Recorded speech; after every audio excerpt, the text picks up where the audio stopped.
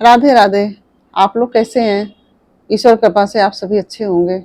ईश्वर सब पर कृपा बनाए रखे। और आज हम जगन्नाथ रथ यात्रा के बारे में बताने जा रहे हैं। और ये जगन्नाथ जी की रथ यात्रा जो है शुक्ल पक्ष की आषाढ़ की शुक्ल पक्ष की द्वितीया को प्रारंभ होती है। और यह द्वितीया आपकी 20 जून को हो रही है। और दिन मंगलवार है, 2023 20 जून दिन मंगलवार। इस दिन से शुरू होगी। भगवान जगन्नाथ जी का रथ यात्रा आषाढ़ मास के शुक्ल पक्ष की द्वितीया को निकलती है। इस रथ में जगन्नाथ जी का रथ होता है और बालभद्र जी का भी रथ होता है और माता सुभद्रा जी का रथ होता है शामिल। जगन्नाथ जी का रथ सबसे ऊंचा होता है और उससे कम ऊंचा बालभद्र जी का रथ होता है। और बालभद्र जी के रथ से भी कम ऊंचा सुभद्रा जी का रथ होता है। तो सुभद्रा जी उनकी बहन थी भगवान जगन्नाथ की, मतलब जगन्नाथ भगवान कृष्ण ही हैं और उन्हीं के अलग अलग रूप हैं। और बालभद्र हैं जो वो भगवान बलराम हैं और सुभद्रा जी उनकी बहन है। और जगन्नाथ जी के रथ में 16 पहिए होते हैं और बालभद्र जी का जो रथ होता है उसमें 12 पहिए होते हैं। और जो सुभद्रा जी का रथ होता है उसमें भी 12 पहिए होते हैं। प्रतिवर्ष ये रथ के जो पहिए रथ हैं, जो जगन्नाथ जी के, बालभद्र के, सुभद्रा जी के तीनों रथ हर साल नए बनाए जाते हैं। इन रथों को मनुष्यों द्वारा खींचा जाता है, मतलब उनके जो भक्त होते हैं वही खींचते हैं। जितने जो जाते हैं दर्शन करने के लिए और रथ खींचने के लिए वही लोग खींचते हैं। रथ यात्रा के लिए इस मंदिर की मूर्तियां साल में एक बार बाहर निकाली जाती हैं। और जगन्नाथ जी की रथ यात्रा का मतलब इस तरह से होता है। और इसके विषय में एक कथा प्रचलित है जो हम आपको बताने जा रहे हैं। वो कथा इस प्रकार है। मालवा का एक राजा था जिनके पिता का नाम भारत और माता का नाम सुमति था। राजा इंद्रयुम्न को सपने में जगन्नाथ जी के दर्शन हुए थे। कई ग्रंथों में राजा इंद्रयुम्न ने कई यज्ञ करवाए और कई सरोवर भी बनवाए। रात को भगवान विष्णु ने उनको दर्शन दिया और कहा, नीलांचल पर्वत की गुफा में मेरी एक मूर्ति है, उसे नील माधव कहते हैं। तुम एक मंदिर बनवाकर उसमें मेरी यह मूर्ति स्थापित कर दो। राजा ने अपने सेवकों को नीलांचल पर्वत पर खोज के लिए भेज दिया। उससे एक विद्यापति नाम का ब्राह्मण था। उसमें जो लोग गए थे, जो सेवक राजा के, उसमें एक विद्यापति नाम का ब्राह्मण था। विद्यापति ने सुन रखा था कि सबर कबीले के लोग नील माधव की पूजा करते हैं और उन्होंने अपने देवता की मूर्ति को नीलांचल पर्वत की गुफा में छिपा रखा है। वह यह भी जानता था कि सबर कबीले का मुखिया विश्ववसु नील माधव का उपासक है और उसी ने मूर्ति को गुफा में छुपा रखा है। चतुर विद्यापति ने मुखिया की बेटी से विवाह कर लिया और आखिर में वह अपनी पत्नी के जरिए नील माधव की गुफा तक पहुंचने में सफल हो गया।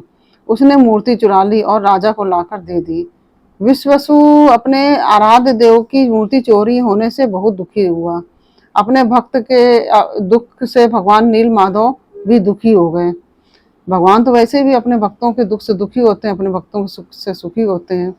और वो नील माधव के दुख से, नील माधव जो भगवान थे वो भी दुखी हो गए भगवान। और भगवान गुफा में लौट आए, लेकिन साथ ही राजा इंद्रयुम्न भी दुखी हो गए। राजा को भी कोई प्रसन्नता नहीं हुई। भगवान गुफा में लौट आए, लेकिन साथ ही राजा इंद्रयुम्न से वादा किया कि वो एक दिन उनके पास जरूर लौटेंगे, बशर्ते कि वो एक दिन उनके लिए विशाल मंदिर बनवा दें। भगवान ने उनसे कहा और राजा ने मंदिर बनवा दिया और भगवान विष्णु से मंदिर में विराजमान होने के लिए कहा। भगवान ने कहा कि तुम मेरी मूर्ति बनाने के लिए समुद्र में तैर रहा पेड़ का बड़ा सा टुकड़ा उठाकर लाओ, जो द्वारका जो नगरी है वहां से समुद्र में तैरकर पुरी आ रहा है पुरी की तरफ आ रहा है।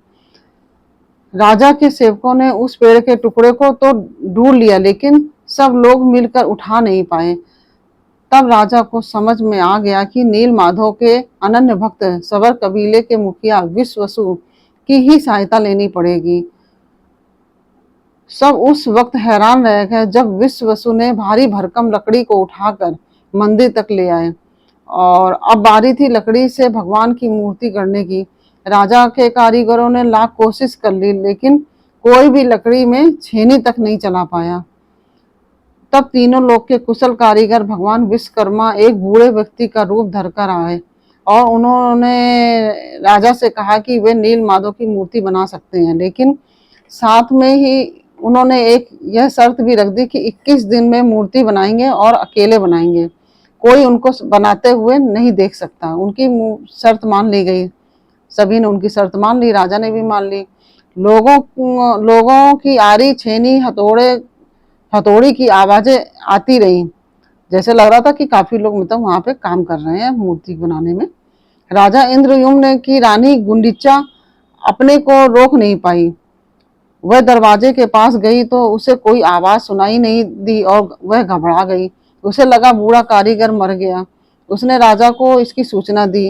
अंदर से कोई आवाज नहीं आ रही है तो राजा ने दरवाजा खोलने का आदेश दे दिया और जैसे ही कमरा खोला गया तो बूढ़ा व्यक्ति गायब हो गया और उसमें 3 अधूरी मूर्तियां पड़ी मिली। भगवान नील माधव और उनके छोटे भाई जो थे, नील माधव और उनके छोटे भाई के छोटे हाथ बने थे और लेकिन उनकी टांगे नहीं, जबकि सुभद्रा के हाथ पांव बनाए ही नहीं गए थे। उनके हाथ पांव बन ही नहीं पाए थे सुभद्रा जी के। और भगवान की इच्छा मानकर इन्हीं अधूरी मूर्तियों को स्थापित कर दिया गया। तब से लेकर आज तक तीनों भाई बहन इसी रूप में विद्यमान हैं। रथ यात्रा थी, रथ यात्रा के दौरान जगन्नाथ भगवान बालभद्र और देवी सुभद्रा जी अपने घर यानी कि जगन्नाथ मंदिर से रथ में बैठकर गुंडीचा मंदिर जाते हैं। गुंडीचा मंदिर को भगवान जगन्नाथ जी की मौसी का घर माना जाता है। कहा जाता है कि गुंडीचा जो मंदिर है वो भगवान जगन्नाथ जी की मौसी का घर है। भगवान अपनी मौसी के घर जाते हैं वहां पे साल में एक बार। श्री जगन्नाथ मंदिर के ऊपर स्थापित लाल ध्वज सदैव हवा के विपरीत में लहराता है। वो जैसे हवा पूरब की चल रही है तो पश्चिम की तरफ लहराएगा, मतलब उल्टा दिशा में लहराता है। और इसीलिए भगवान जगन्नाथ जी के मतलब हाथ पांव मूर्तियां अधूरी रह गई, क्योंकि वो पूरी तरह से बन नहीं पाई थी और वो मंदिर वो जगह खोल दी गई, दरवाजा खोल दिया गया। और भगवान विश्वकर्मा ने वादा किया था कि तब तक खोला नहीं जाएगा। भगवान विश्वकर्मा वहां से अंदर ध्यान हो गए और इस तरह से मंदिर अधूरा मूर्ति बन पाई थी। उसी तरह की मूर्ति का विधान है कि आज भी उसी तरह से मूर्ति बनाई जाती है और इस तरह से रथ यात्रा शुरू होती है। बोलो जगन्नाथ भगवान की जय। भगवान सबकी जगन्नाथ बाबा रक्षा करें और माता सुभद्रा देवी भी रक्षा करें, भगवान बालभद्र भी सबकी रक्षा करें और भगवान बालभद्र और जगन्नाथ और सुभद्रा माता सबके ऊपर कृपा बनाए रखें। और यदि आपने हमारा चैनल नहीं सब्सक्राइब किया है तो प्लीज़ हमारा चैनल सब्सक्राइब कर लीजिए और बेल आइकन बटन जरूर दबा दीजिए, जिससे कि हमारे आने वाली वीडियोस की जानकारी आपको प्राप्त हो सके।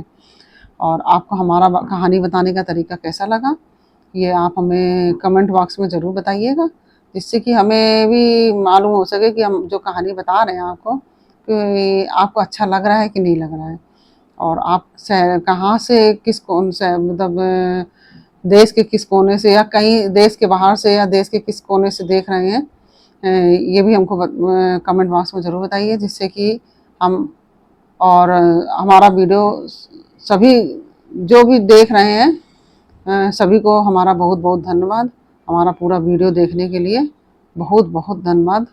भगवान जगन्नाथ सबकी रक्षा करें, सब पर कृपा बनाए रखें, सबका कल्याण करें।